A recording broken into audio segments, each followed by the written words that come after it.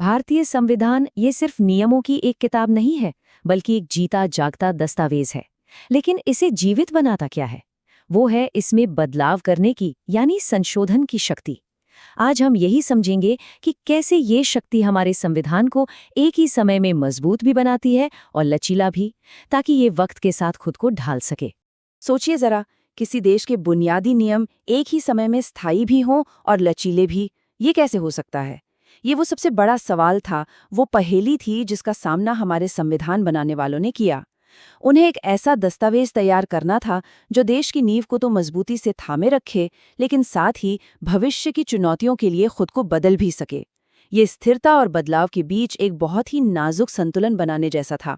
देखिए, किसी भी संविधान का इतने दशकों तक टिके रहना कोई मामूली बात नहीं है।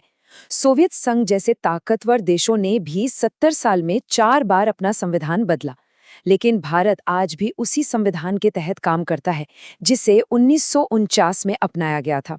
और ये बात अपने आप में इसकी असाधारण मजबूती और बदलती परिस्थितियों के हिसाब से ढलने की क्षमता का सबसे बड़ा सबूत है। तो भारत ने ये संतुलन बनाया कैसे? असल में उसने दुनिया के 2 बड़े मॉडल्स के बीच का रास्ता चुना। एक तरफ है अमेरिका का संविधान, जो इतना सख्त है कि उसे बदलना लगभग नामुमकिन सा है, और दूसरी तरफ है ब्रिटेन का संविधान, जो इतना लचीला है कि उसे एक आम कानून की तरह ही बदल सकते हैं। भारत ने इन दोनों के बीच एक मिक्स्ड यानी सेमी रिजिड सिस्टम अपनाया। तो चलिए इसी आइडिया को थोड़ा और गहराई से समझते हैं। हमारे संविधान को महज नियमों की एक किताब नहीं, बल्कि एक जीवंत दस्तावेज क्यों कहा जाता है? एक ऐसा दस्तावेज जिसकी अपनी एक आत्मा है, जो देश के साथ सांस लेता है और वक्त के साथ बड़ा होता है। और यही दूरदर्शिता, यही सोच हमारे संविधान बनाने वालों की थी। जैसा कि जवाहरलाल नेहरू ने कहा था, वो जानते थे कि भविष्य में क्या क्या चुनौतियां आएंगी, इसका अंदाजा पहले से लगाना नामुमकिन है। इसलिए उन्होंने एक ऐसी व्यवस्था बनाई जो आने वाली पीढ़ियों की जरूरतों और उम्मीदों के साथ खुद को ढाल सके।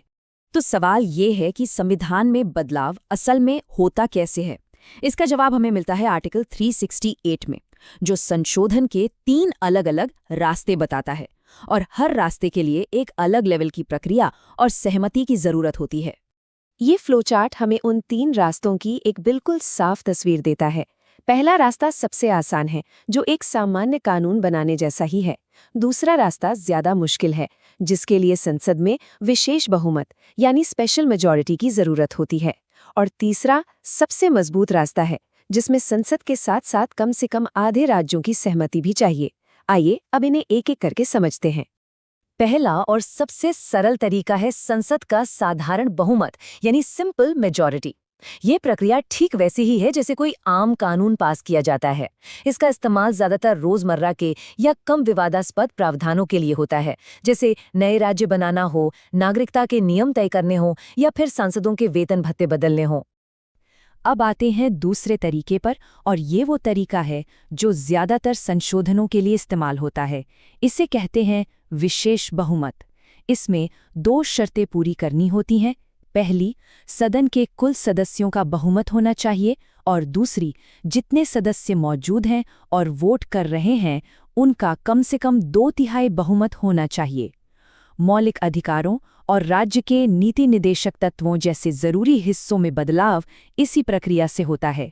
तीसरा और सबसे मुश्किल तरीका उन संशोधनों के लिए है जो देश के फेडरल स्ट्रक्चर पर असर डालते हैं, यानी केंद्र और राज्यों के बीच शक्तियों के बंटवारे से जुड़े मामलों पर।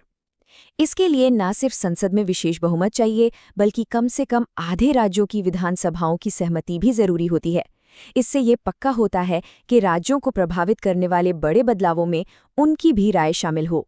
तो कुल मिलाके ये हैं वो 3 तरीके: साधारण बहुमत, विशेष बहुमत और विशेष बहुमत के साथ राज्यों की सहमति।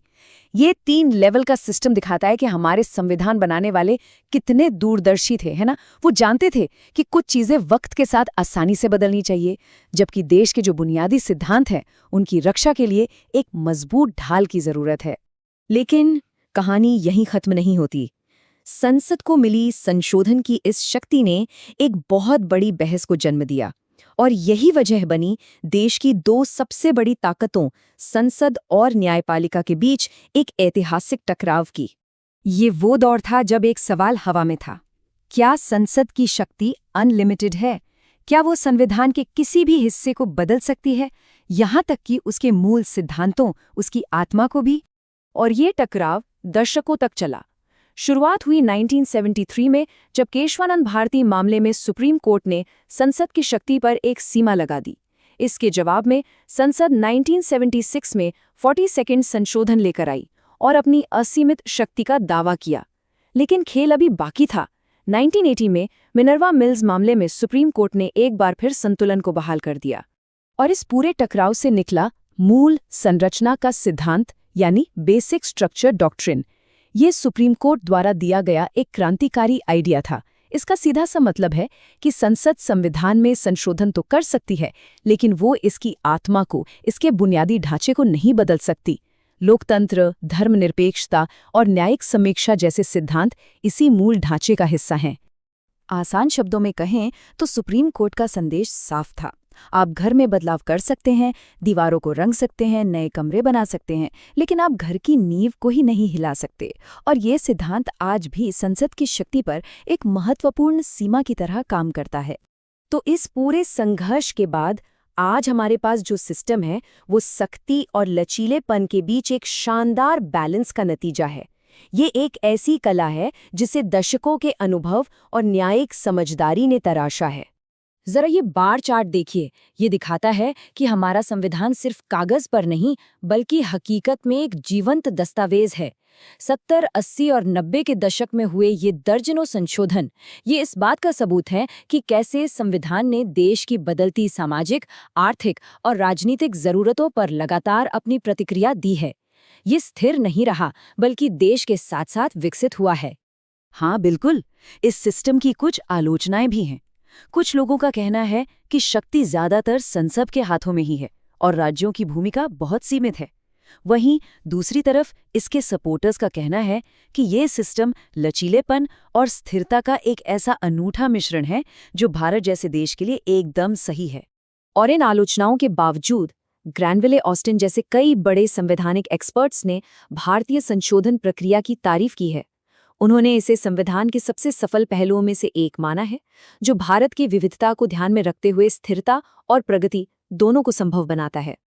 तो भारत ने सख्ती और लचीलेपन के बीच एक ऐसा संतुलन बनाया है जो 70 से भी ज्यादा सालों से देश को मजबूती से थामे हुए है। पर सोचने वाली बात यह है कि भविष्य की कौन सी नई चुनौतियां इस नाजुक संतुलन को परखेंगी, और क्या हमारा ये जीवंत दस्तावेज तब भी खुद को बदल पाएगा? ये एक ऐसा सवाल है जिस पर सोचना बनता है।